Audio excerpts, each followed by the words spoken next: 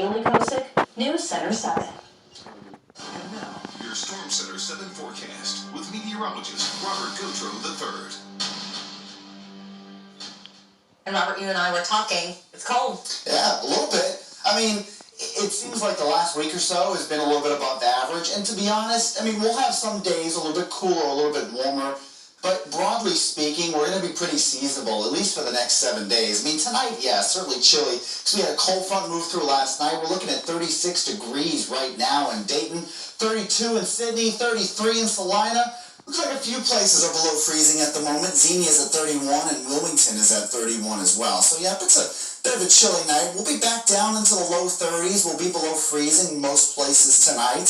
And then tomorrow, we'll be back in the mid-50s. That's because winds are already out of the southwest for the most part, and so we're going to start to pump in a little bit of warmer air, but, or at least that's about to happen soon. I mean, it depends. We're kind of right on that edge, so you can see temperatures down in the 30s tonight, but once those winds actually do come out of the southwest, it'll be a little bit, we'll see those temperatures rise. But right now, we're looking at some clear skies, really across the whole state, and that allows the temperature to drop as the heat from the day radiates back out into space. The reason why we're seeing winds out of the northwest at the moment, they will be shifting to the southwest, is because this area of high pressure that's keeping skies clear, the circulation around that high, that clockwise circulation, is bringing in some cooler air. Now, as this high pressure moves off toward our east, that's when we'll see the wind shift. And it'll be a little bit warmer tomorrow, just a little bit above average. But you can see pretty clear conditions across the Midwest. Have a little bit of snow activity up in New England and Maine, and it looks like it's snowing in Texas right now, West Texas, the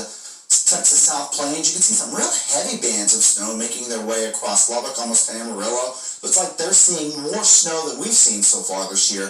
But overall, I'm sure that's going to come, but not any time this week. Expect some clear skies overnight, and then even into much of Saturday, we're expecting clear skies. Here's Saturday morning, 3 a.m. Saturday afternoon, still pretty clear, but you start to see in the afternoon, late afternoon, early evening, a few clouds coming in. We're going to see increasing clouds into the afternoon and evening tomorrow.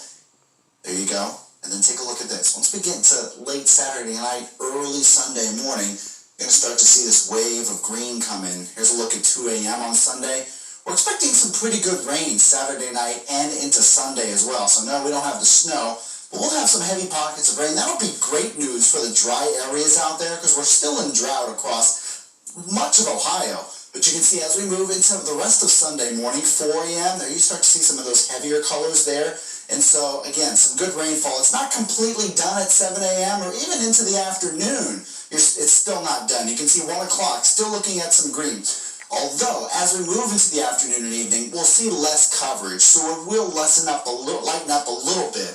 But the morning hours will be exceptionally wet. That's the way it's looking. And while it does eventually fade during the PM hours on Sunday, we'll eventually see some clearing skies moving into Monday, and it should be a little bit nicer then. But 30 degrees for the low tonight, obviously colder, clear skies, and mid-50s again. That's a little bit above average for this time of year.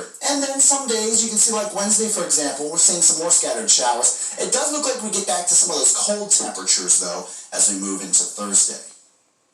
All right, Robert, thank you. The Riverscape Metro Parks Ice Rink is officially open for the winter. News Center 7 stopped by to see all the fun families had during their first skate of the holiday season.